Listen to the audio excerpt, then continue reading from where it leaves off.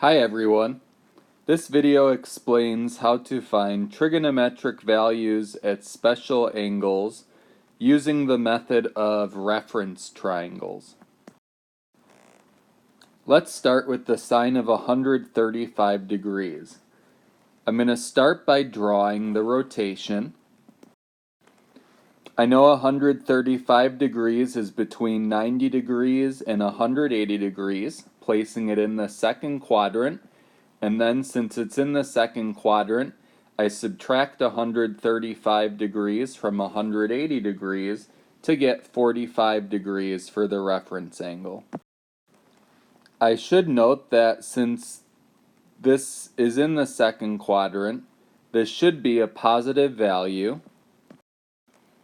And I also notice this is a 45, 45, 90 triangle. Since I'm in the unit circle with the radius of 1, to get the legs of a 45, 45, 90 triangle when I have the hypotenuse, I just divide by the square root of 2.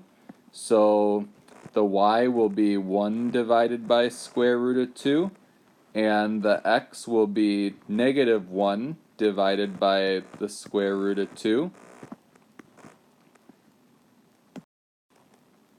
And since sine on the unit circle is the y value, the sine of 135 degrees is 1 divided by the square root of 2.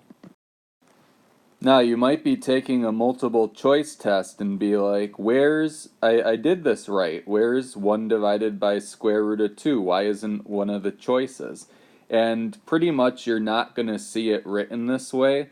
What you're going to see most of the time is they're going to rationalize the denominator and write the value as square root of 2 divided by 2.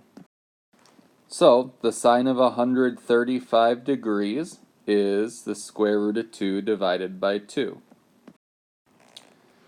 For our second example, let's find the tangent of 330 degrees.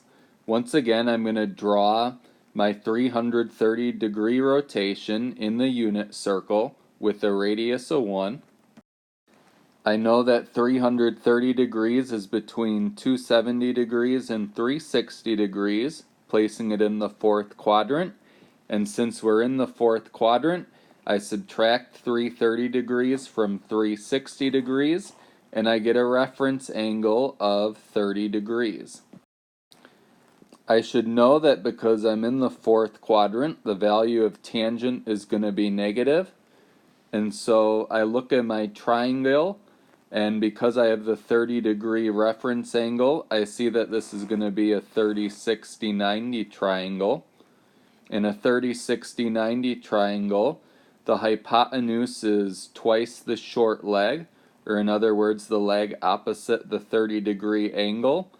So I'm going to divide the length of the hypotenuse by 2, and I get 1/2. Since I'm pointed down, that half is going to be negative.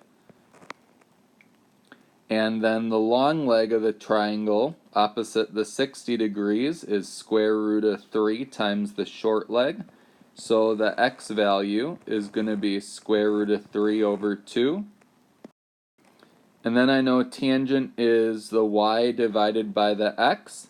So the value for tangent will be negative 1/2 divided by square root of 3 over 2. But again, mathematicians for the most part frown on this type of notation with a fraction inside a fraction. So the first thing we're going to do, this is a division problem, so I'll multiply by the reciprocal. So now I have negative 1/2 times 2 divided by the square root of 3. The 2's will divide themselves out, but then once again I'm going to want to rationalize the denominator, so I'll multiply by square root of 3 over square root of 3. And so most likely the way you'll see the answer to this question written is the tangent of 330 degrees is negative square root of 3 divided by 3. So one more example. Let's find the cosecant of 240 degrees.